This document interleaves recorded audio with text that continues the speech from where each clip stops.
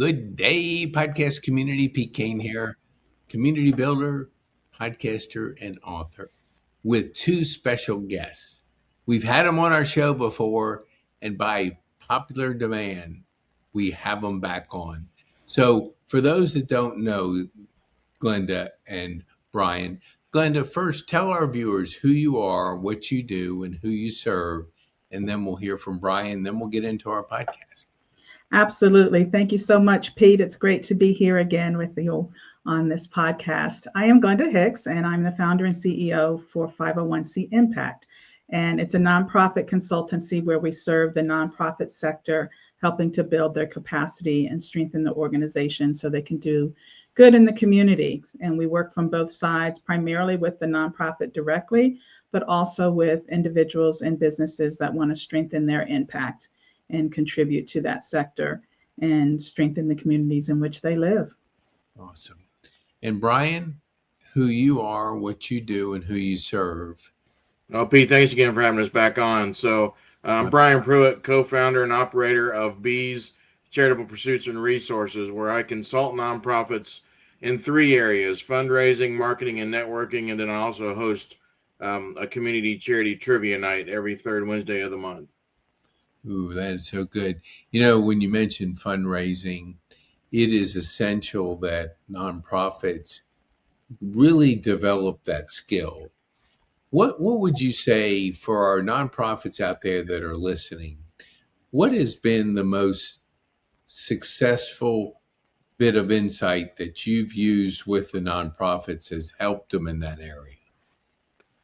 Honestly, I think it's anything, even in just in the sales world, where it's all about the relationship building and being honest and upfront, and then sharing the story and sharing it the appropriate way. Mm-hmm. Awesome.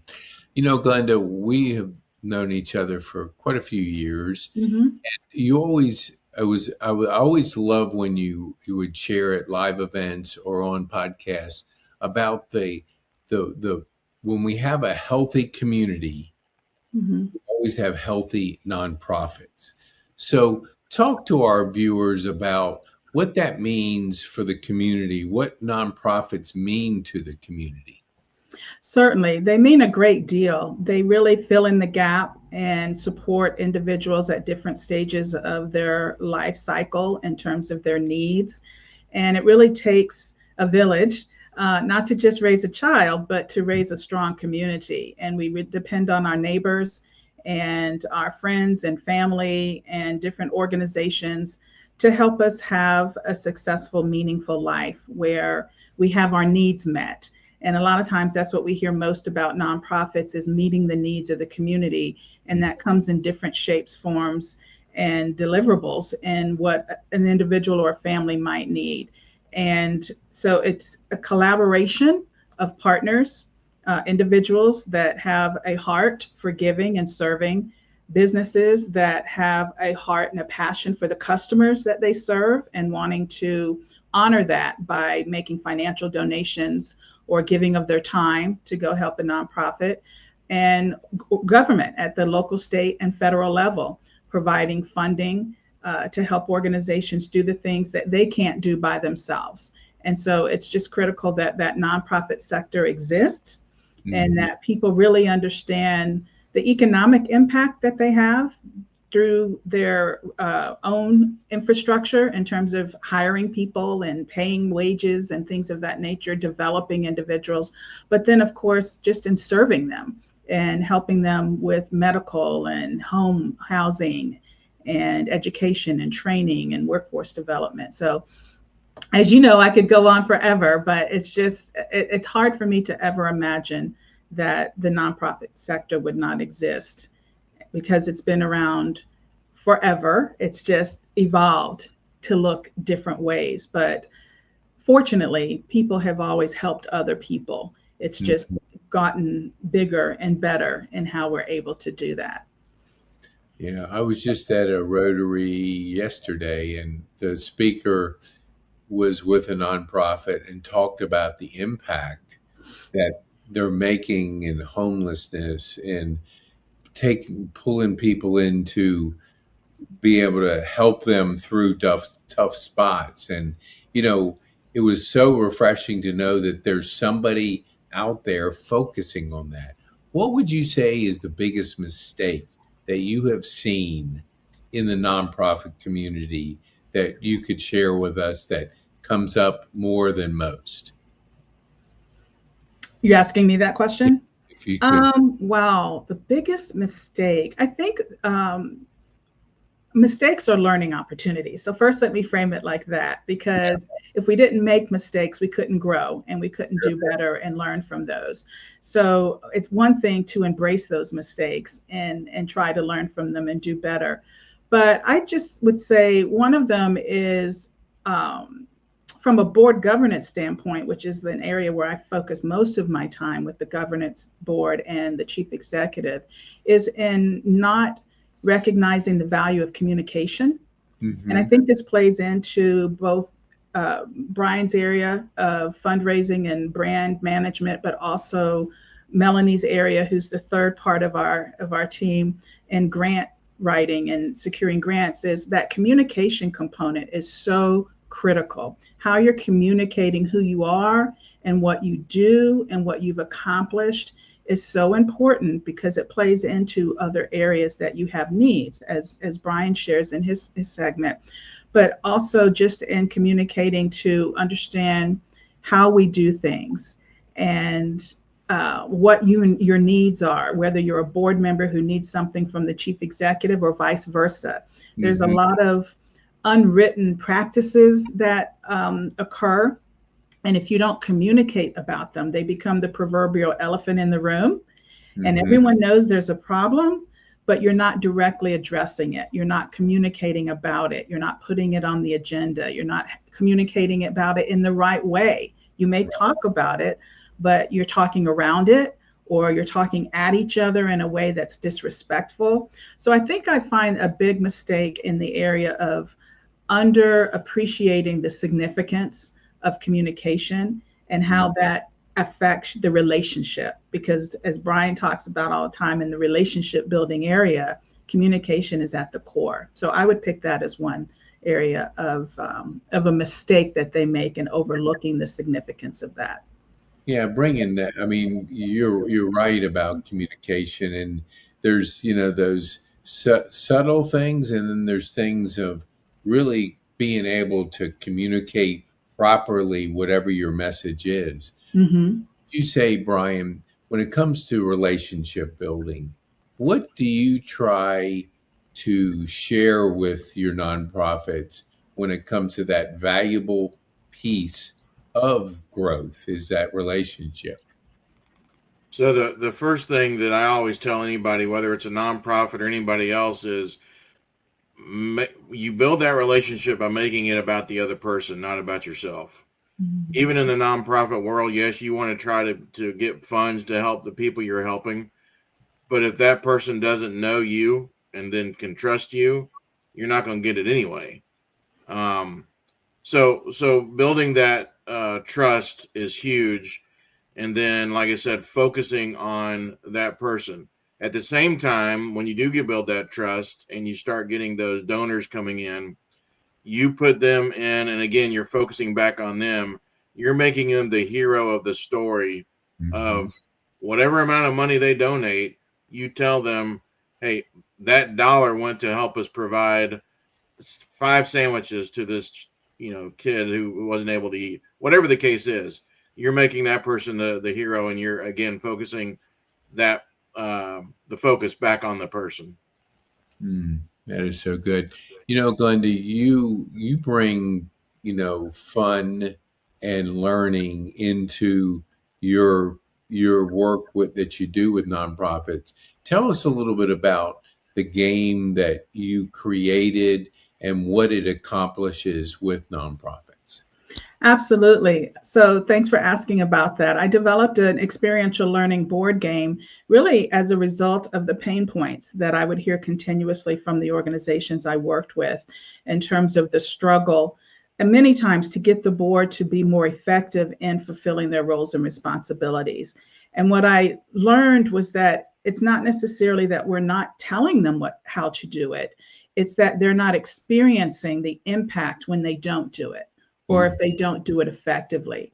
And so a lot of that came back to this sense of frustration on the part of other board members, the chair or the chief executive, feeling like they have to carry the weight as the few when there are far more that sit around the table that could share in that responsibility and are supposed to share, but don't necessarily understand that when they back off from fulfilling a commitment they made to, connect the ED with someone they know, or to go out and advocate, or to attend a function so that they could, engage with a prospective donor, then the impact of that is huge.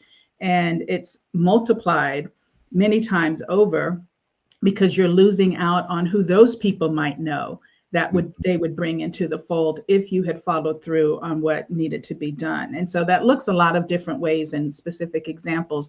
But by engaging in a board game, they have fun. There's a little bit of competition, but they're dealing with real circumstances that occur within an organization and looking at how to balance the resources, because there's money, people, and infrastructure. And infrastructure is everything else that's not money or people. It could be training, it could be a building, it could be supplies. And so all those things collectively have to continuously be evaluated to affect the strategy, which is what it's about at the end of the day. How are we being strategic in what we do? And we're not just engaging in activities that we can say we held this event or we passed out this flyer. The funders want to know what was the outcome, and the recipients want to know, how can you change my circumstance? And so having an activity or handing out a flyer is informative and it brings people together, but understanding how to go to that next level and create an outcome is what's really is what the mission is all about. And so that's how the game came about. It's helping organizations to really turn the mirror on themselves as individuals and reflect on how they've been showing up. And it allows them to have conversations about things that maybe, as I said before, have gone unspoken, but now that they're in more of a casual environment, they feel more comfortable to have that conversation with a facilitator. And they get to know each other better. A lot of times it's about the board not having a real connection with one another to where they're at a point that they feel they have to be accountable to those other people. And so the game helps to do all that. And that concept of experiential learning is what is really exciting for me, collaborating with Brian and Melanie, because in bringing our workshop, which I know we'll talk about later, to the community, the way we've been doing, it allows us to combine content with activity to where the participants are engaging in the different activities we bring to our content delivery, so that it's experiential for them and they're putting their hands on things and they're seeing and understanding what we're saying in real time. And so the three of us are able to connect what our areas of expertise are to different activities within the workshop. Yeah, it is beautiful. We will talk about it in just a few minutes, but together we're better, and the collaboration is so powerful in how you approach learning. Brian, you have is it a night where I think you called it trivia night, that you get people together? Tell us a little bit about that form of entertainment, learning, and what people gain from that. So you were talking about fun. My tagline is putting fun in fundraising. I love that. So every third Wednesday of the month, it's a giving back charity trivia and silent auction night. We do that at St. Angelo's Pizza at Lake Point Station up there in Emerson. And I do this for several reasons, but one is the fact that I can bring the community together to have that fun. The second reason is it brings some exposure to a nonprofit. It's a different nonprofit every month. Okay. So the nonprofit gets to share about what they do, who they serve, and a little bit why they do it. And then the third reason was obviously to raise a little bit of money for that nonprofit. Last week was this month's, and I got to tell you that July is usually our slowest month This is our 4th year doing this. Mm-hmm. Because it's the middle of the summer. It's getting close to when kids are going to go back to school. The nonprofit this year did a great job of helping promote it. And we had 64 people come last Wednesday, and we raised $1,450. And the nonprofit last week or this month was Hickory Log, and they're in White, Georgia. It's a assisted living home for men with special needs, disabilities, that kind of thing. So, Mm-hmm. so again, the concept is to bring the community together to have fun, raise a little money, and raise awareness for that. And at the same time, we also have a good buddy of mine, Chad Blake with Angel Auctions, who puts on a silent auction while we're there. So it adds a little bit of to the program, a little bit extra money. So yeah, it's just a big community event. That is so awesome. How do you promote it? Like, that's some serious money to raise for an evening, getting 64 people there. What has been the thing you've done that's been so successful of getting people to that event? Networking. Oh, I go to as many networking events as I can throughout the week, and then once people realize that I do what I say I'm going to do, and then they can come out and help people. Look, a lot of people love trivia. I spent 15 years as a trivia host for Team Trivia, and people love trivia and they love good food. So all I got to do is mention that, and then on top of that, they're helping out a community organization. It's that we've built this up. I mean, we went from 30 to 40 people a month to the 60 mark. wow. So I do a little bit of social media. The nonprofit promotes it as well, but Yeah. most of the success is coming from the networking aspect. Ooh, that is so good. It was funny because we talk about in Rotary that you get food, fellowship, and fun together to serve. And when you put all those together, it's a winning combination because people love to have fun and they love to serve and just get some food in there. And it's like, hey, that's a good thing. Right. So let's talk about what we have coming up. Let me put it up here. I think I can. Hold on here. I'm going to do a little bit of, I know it. Oh, okay. There it is. Yeah. There we go. So let's talk about, this is the second one you've done. So what would a person that wants to attend, what would they gain by being at your event? Let's go to Glenda first, and then we'll go to Brian next. Yes, thank you. They will gain insight, they'll gain information, they'll gain a peer network. The beauty of our workshops is to focus on ensuring that the participants walk away with something they can use immediately. And so giving them access to our years of experience and education and training in a setting where they can ask their questions, they can learn from one another because of the other nonprofits that are in the room has just been powerful based on the feedback we've gotten from them verbally, but also in evaluation. So it's about coming together with peers, but also with professionals who have a breadth and a depth of information and knowledge and experience that can answer questions real time, leave you with something that you can implement immediately, and then also give you that networking time, as Brian was talking about, with peers. That was one of the things that our respondents said was really valuable for them from the first workshop, was being in the company of others that are doing great work in different ways, and they could just talk to them and hear some of the things they've implemented to overcome different challenges they've encountered. Ooh, that's so good. Brian, give us your perspective of a person that what they would gain and what they would learn by being a part of the workshop. So, as Glenda mentioned, we had such a huge response about and how well the first one went, and we're building on our topics from before. So, um, they're gonna come, and they're not just gonna hear us talking at them. They're gonna be able to be interactive. It's actually a real workshop.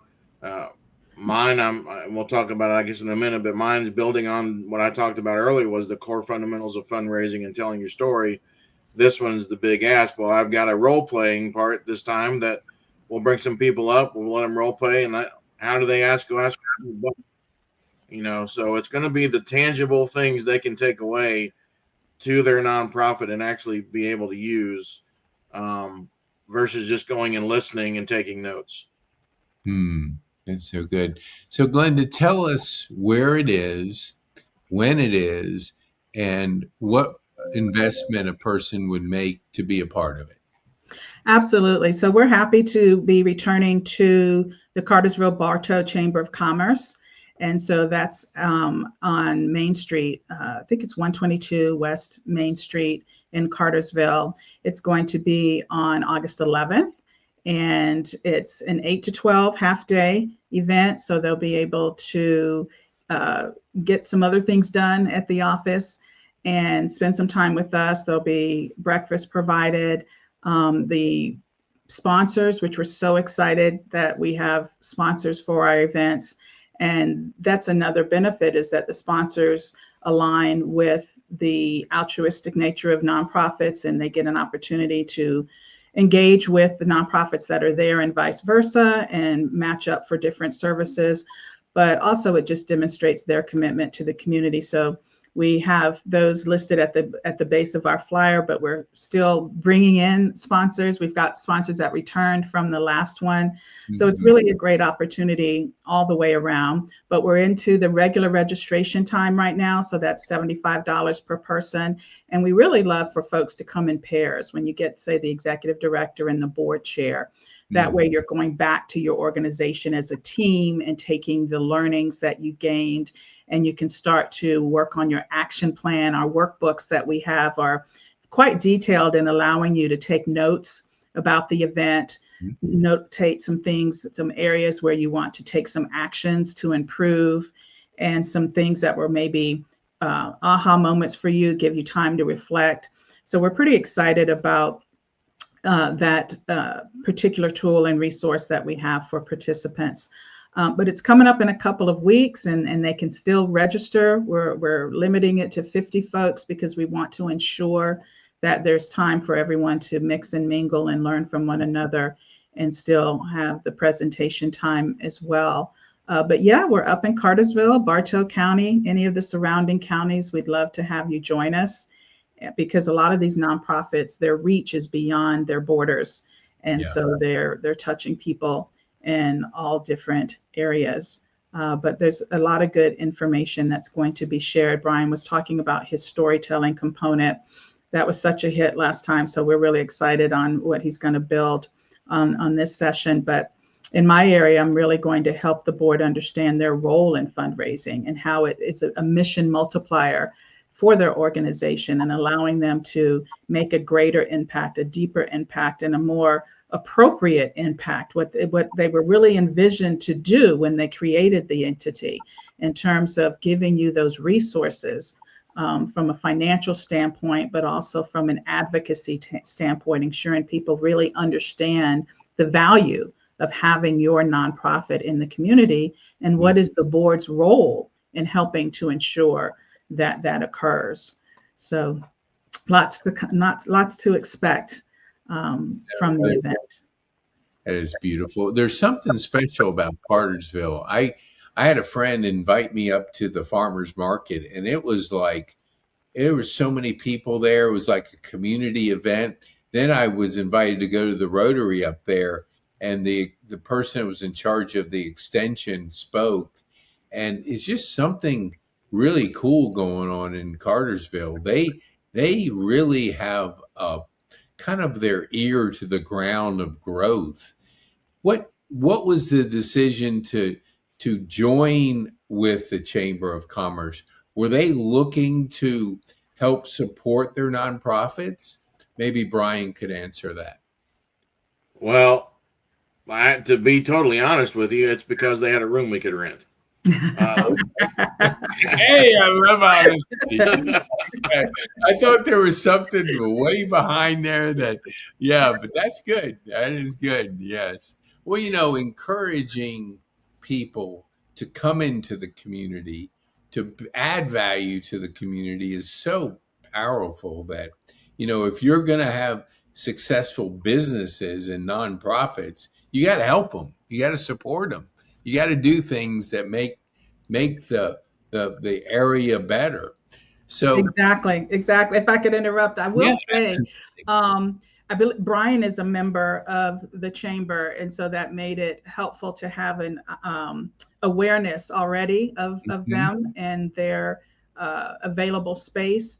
But also, we know that chambers have both nonprofit and for-profit members, and so this helps to serve their membership as mhm, well. So there's that benefit to them. And so when we think about where we're locating these events, we take a lot of those things into consideration. I'm a mhm. member of the chamber here in my community in Conyers. Melanie and Brian are both up in Cartersville and members of their chamber as well. So it kind of made sense to start there to see if there was a venue. But we're hoping to move this around and make a roadshow out of it and visit other communities and bring this there as well. And then continue doing what we can in Cartersville as long as they want us there and will have us there and need us there as Yeah. far as supporting their nonprofits. But definitely just trying to support other organizations in the community as well. The other Yes. thing too, Pete, it made sense to start up there because in Bartow County alone, and you know Bartow County is not that big of a county. Bartow County alone has 840 plus nonprofits in that county. Wow. So it made sense to start there. Other than the fact that Melanie lives there, I do all of my stuff there. But that was one reason too that we chose to start there. Yeah, that is so good. You know, I was up at the Rotary and they meet at the country club there, I think for lunch on Wednesday and Thursday at two groups. And if networking wise, they would love to hear about it. I mean, because it's just a bunch of people that serve and just enjoy making sure their community is stronger. So, That's a great resource. Thank you for that. yeah, I mean, That's, it's yeah. they're always looking for things, and I just got a good vibe when I was there from just the friendliness, the connection, just the because I had never been really up there that much. I went to the not to the farmers market. I was blown away. I mean, it was like you know how you have those state fairs where there's all these people. It was like unbelievable, and the guy that spoke that day was he talked about when they started this a couple years back, they hired a person that would focus on really making it a community. And so people come out, they have things that people would buy over and over again, not the candles and things where you buy once and you don't need any more, but you do need vegetables, you need fruit, you Mhm. need food and things. So they're always coming out. So what would I know, I want to be respectful of y'all's time. So, Glenda, what would you want, one thing that you would want our viewers to take home from this time, and what would they, what would that be as it relates to the workshop that you're doing? Well, I think the first thing is a feeling that I've got to be there. I appreciate you having us here today and the types of questions you've asked of Brian and myself. Hopefully, we've been able to share and paint a picture for them exactly what to expect from this event and that it'll resonate with them. So I would be remiss if I didn't start by saying, hopefully, we leave them with the sense of we've got to be there, we've got to register, and we have to make sure that we go to their future workshops, which we're hopeful of doing for a year at least. And so that's the first thing. The second thing is really what's most important, which is the outcome of the event. How have we truly helped you in an area where you felt you were struggling, you didn't have the answer, you wanted to talk to someone, but you didn't know who to call. You knew who to call, but maybe you couldn't afford to call them and on a one-on-one basis. This gives you a group setting that's not too large, that allows you to ask questions, get some immediate answers. And we're also working on some follow-on ways to stay connected. And we've got those under development right now so that hopefully this becomes a larger community of folks that can count on one another in their areas of need as it relates to strengthening their organization. So those would be my two takeaways for today. That is awesome. I want to encourage our viewers, if you know of people that this would serve them. I'm a firm believer, invest in your nonprofit, invest in yourself, because when you do that, the returns are always there. And you can never go wrong if you don't invest. So encouraging our viewers to share that. What would you say, Brian? What would be the one thing, one takeaway that you would want our viewers to be able to pull away from this time on the podcast?